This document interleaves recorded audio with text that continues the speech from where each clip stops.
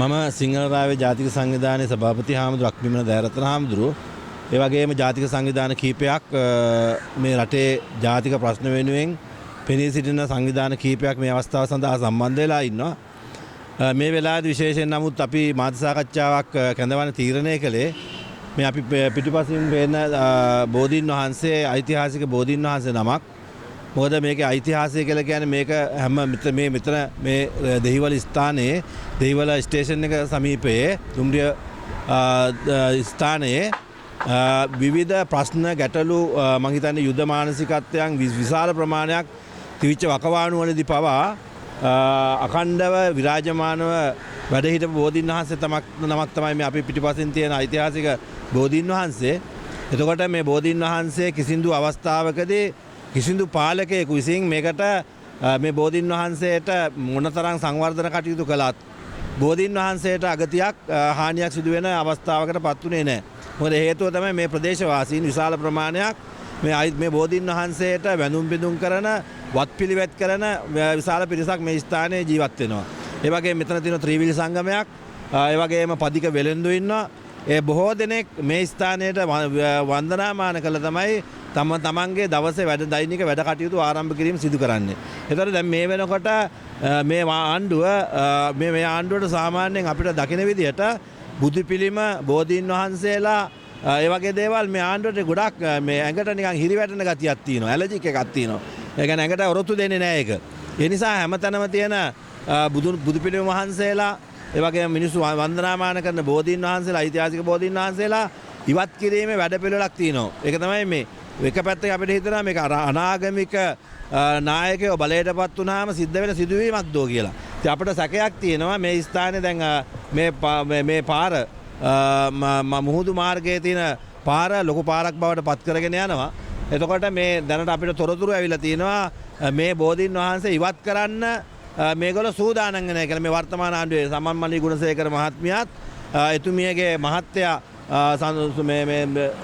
විමල් රත්නායක මහත්තයාත් ඒගොල්ලන්ගේ මැදිහත් වීම මත දෙහිවල සංවර්ධන කටයුතුයි කියලා මේ බෝධීන් වහන්සේ අයින් කිරීමට සූදානම් වෙන තොරතුරු අපිට ලැබිලා තියෙනවා. ඒ නිසා තමයි අපි මේ සිද්ධිය වෙන්න ඉස්සෙල්ලා පෙර ආතුවම අපි ඒගොල්ලන්ට දැනුවත් කිරීමක් කරන්නේ මේ වගේ දේවල් වලට අත තියලා අත පුච්ච ගන්න සූදානම් වෙන්න එපා කියන කාරණා විශේෂයෙන් මතක් කරන්න ඕනේ. මීට පෙර ආතුවත් අපි ඒගොල්ලන්ට දැනුවත් කරලා දෙහිවල නගර සභාවේ බුදු පිළිම වහන්සේ අයින් කළා තිබුණා. ඒ අයින් කරපු වෙලාවේදී අපි නගරාධිපතිතුමාට දුරකථන ඇමතුමක් දීලා කිව්වා මේ බුදු පිළිම වහන්සේ නැවත තැන්පත් කරන්න කටයුතු කරන්න කියලා. හැබැයි ඒගොල්ලෝ තැන්පත් කරේ නැහැ. අන්තිමට උනේ ඒගොල්ලන්ට විශාල හානියකුත් එක්ක නැවත අපි බුදු පිළිම වහන්සේ තැන්පත් කළා. ඒ නිසා මේ දෙහිවල හෝ කොහේ හෝ මේක බුදුහාඳුනට පූජා කරපු පුණ්‍ය භූමියක්. නම වතාවක් පූජා කරපු පුණ්‍ය භූමියක්. ඒ නිසා මේ බෝධීන් වහන්සේ ඓතිහාසික බෝධීන් වහන්සේ නමක් රටේ සංවර්ධන කටයුතු කරනවා. දැන් අපි දැකලා තියෙනවා කොරියාව. කොරියාව ගත්තාම සමහර ඓතිහාසික ස්ථාන ඓතිහාසික කෙන්ජු වගේ නගර ආරක්ෂා කිරීම සඳහා ඒගොල්ලෝ මේ රටේ සංවර්ධනයක් කරන ගමන් ඒව ආරක්ෂා කිරීම වැඩපිළිවෙලක් ක්‍රියාත්මක කරලා තිනවා. ඒ වගේම තමයි ලෝකේ තියෙන ලොකුම උමම් මාර්ග තියෙන කොරියාවේ සමහරලාට කිලෝමීටර් 40 50 උමම් මාර්ග තියෙනවා. ඒ කඳු ආශ්‍රිතව තියෙන කඳු කපාගෙන කඳු කොන්ක්‍රීට් කරගෙන උමම් මාර්ගය හදලා තිනවා අඩි මේ කිලෝමීටර් 40ක් විතර. ඒ වගේ ඒ රටේ තියෙන සංස්කෘතියට සભ્યත්වයට බාධාවක් නොවන විදිහට තමයි ඒ රටේ සංවර්ධන කටයුතු කරන්නේ. නිසා අපි සංවර්ධනයට විරුද්ධ වෙන්නේ නැහැ. සංවර්ධනය කරන්න ඕනේ. පාරවල් හැදෙන්න ඕනේ. ගම්මාන හැදෙන්න ඕනේ. මිනිස්සුන්ට පහසුකම් ටික දෙන්න ඕනේ. හැබැයි මේ බෝධීන් වහන්සේට හානියක් කරලා එහෙම දෙයකට සූදානම් වෙන්න එපා කියන කාරණාව මොකද වෙලාසනින්ම අපි කියලා තියෙනවා. ප්‍රශ්න ඇති කරගන්න එපා, ගැටලු ඇති කරගන්න එපා. ජනාධිපතිතුමාටත් අපි මේක යොමු කරනවා. මොකද පස්සේ අපිට වැරදි කියලා කියන්න එපා. පස්සේ වැරදි කියන්නේ නැතුව දැම්ම අපි පෙර ආතුවම මේ සංවර්ධන කටයුතු කරනකොට මේ ස්ථානයේ මේ බෝධීන් වහන්සේ ආරක්ෂා කිරීම වැඩපිළිවෙලකුත් එක්ක ඒ සංවර්ධන කටයුතු කරන්නේ. මොකද මෙතන දාන්න පුළුවන් ලොකු රවුන්ඩ් බවුට් එක. මෙතන ඉඳ තියෙන වටේටම මේ මැද ලස්සනට හදලා ඉවර වෙලා වටේට වාහන මේ වටේට යන්න පුළුවන් විදිහට ලස්සන සංවර්ධන කටයුත්තක් කරන්න පුළුවන්. ඒකට හානියක් වෙන්නේ නැහැ. ඒ නිසා ඒ විදිහට සංවර්ධන කටයුතු කරනවා මිසක් Tamanට උමනා විදිහට මේ බෝධීන් වහන්සේ අයින් කරන්න සූදානම් වෙනවා නම් ඒ වගේ වෙනත් කටයුත්තක් කරන්න හදනවා නම් බුදු පිළිම වලට අත තියන්න හදනවා නම් ඒවට සූදානම් වෙන්න එපා කියන කාරණාව අපි ආණ්ඩුවට දැඩිසේ මතක් කරලා දෙනවා. දැඩි අවවාද ස්වරූපයෙන් මතක් කරන ජනාධිපතිතුමා කියයි එතුමාට ආරංචි උනේ නැහැ කියලා. ඒ නිසා එතුමාටත් මේ සිද්ධිය ආරංචි වෙන තමයි අපි මේක දැනුවත් කරන නිසා කරුණා කරලා මේවට අත තියන්න නැතුව මේ සංවර්ධන කටයුතු කරන්න මැදිහත් වෙන්න කියන කාරණාව අපි මතක් කරන්නේ.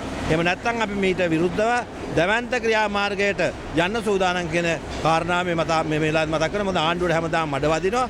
ඒ මඩ වහගන්න ආණ්ඩුව කටයුතු කරනවා මිසක් මේ වගේ දේවල් කළා නැවත මඩ ගොඩක දිහාරු වෙන සූදානම් නම් ඒකට ඔයගොල්ලෝ මේව කරන්නේ නැත්නම් මේක මේ වගේ කටයුතු අයින් කරලා මේ ප්‍රදේශයේ මේ සංවර්ධන කටයුතු මේ බෝධීන් වහන්සේ ආරක්ෂා කරලා කටයුතු කරන්න කියන කාරණා තමයි මතක් කරන්න තියෙන්නේ. අදාළ බලධාරීන් මේ ස්ථානේ ඉවත් කරන්න ඕනේ කියන එක පෙර දැනුම් දීමක් කරලා තියෙනවද?